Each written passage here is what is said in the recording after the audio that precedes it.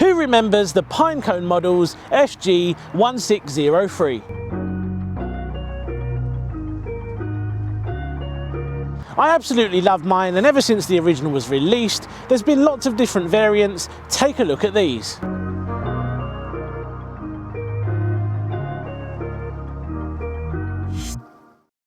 Check this out, this is the new 1/24 scale version, and today we're going to be seeing if it's any good.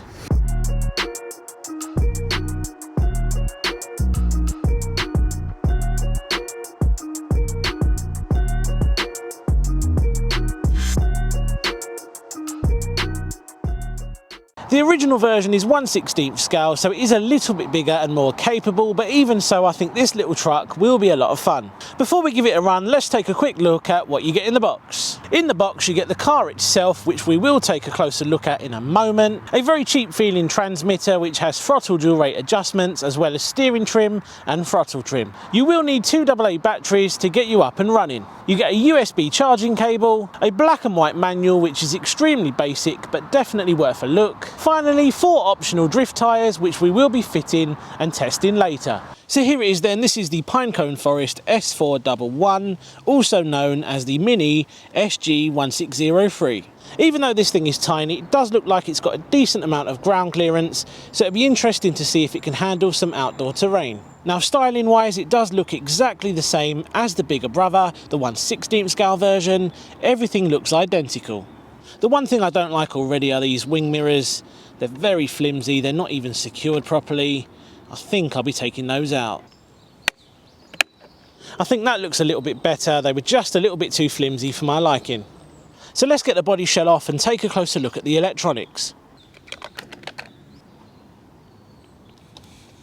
So under the body shell, as you can see, everything on this little car is made out of plastic.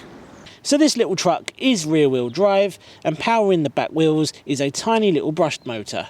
You can't really see it, but hidden away inside the chassis is a 3.7 gram micro servo, and what that means is we get fully proportional steering.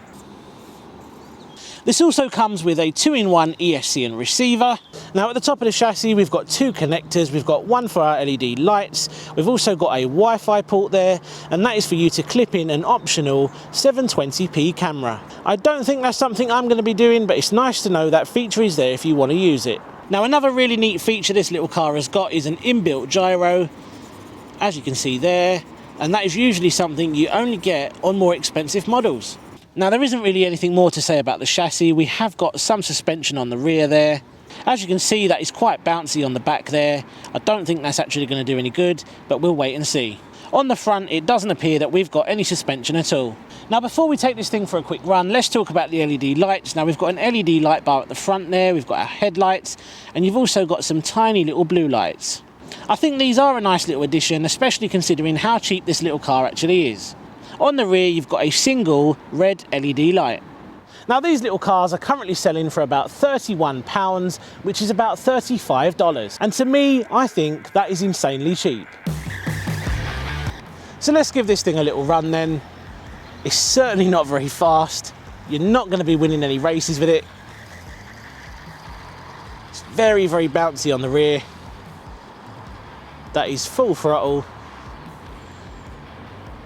And you have got throttle dual rate on the transmitter, but I don't think you're going to be touching that because it's slow enough anyway. It is a cute little car.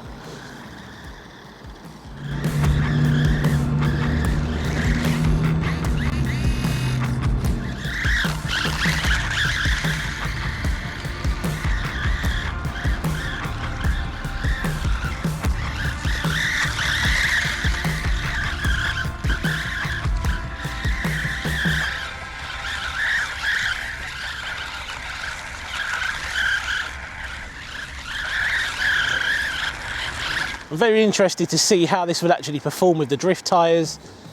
I can't really feel the gyro working just yet. Now the only thing I can really compare this to when it comes to looks is the tiny little WL toys, the 284-114 or something along those lines. We know what WL toys are like when it comes to naming their vehicles. That had proper suspension, metal components, metal chassis. It was quicker and it was good at drifting. and I think it had a gyro as well.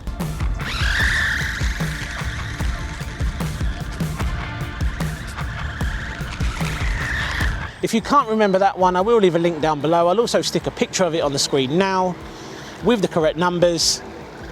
That is a little bit more expensive, only just a little bit more expensive though, I think. But I think it may be the better option. That said, it does handle quite well, considering it's only rear-wheel drive as well.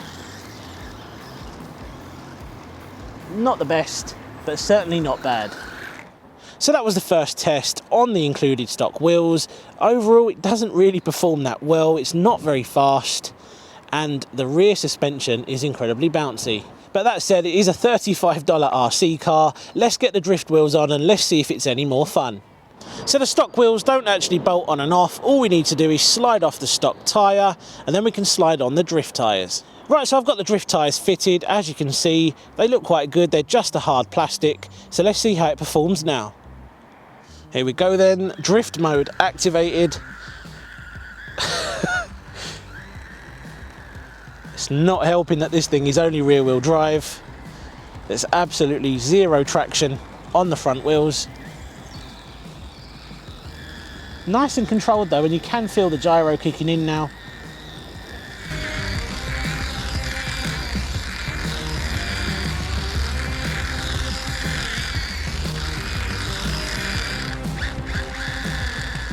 Take it really slow and try and get some speed.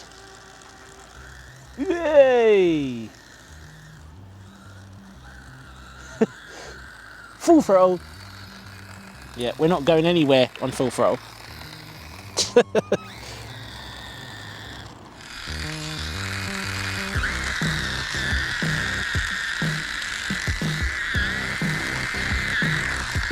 I can't help but feel that these drift tyres are a little bit useless. You just can't seem to get anywhere. If it was four-wheel drive, maybe. Oh, I stuck. Now, considering how cheap this little thing is, it's definitely worth picking one up. Based on looks alone, I think it looks great. Yeah, as you can see, it doesn't really perform that well. And we're not going anywhere. But it's still a fun little car. So there we go then, that was the Pinecone Forest S411, not the best performer out the box, but they are really cheap, and I would definitely say pick one up if you're looking for some cheap fun.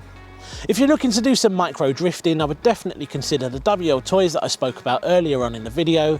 That thing is overall just a little bit more capable. So who is this little car for then? Well, I think this is definitely one for the kids. They would have a lot of fun with it. Yes, with the drift tyres it is a little bit useless, but with the stock rubber tyres it was actually quite fun. I really hope you enjoyed seeing this little car in action, and if you did, make sure you've subscribed to the channel and you've got notifications turned on so that you'll be told every time I post a new video. Not bad, but certainly not perfect. See you on the next one.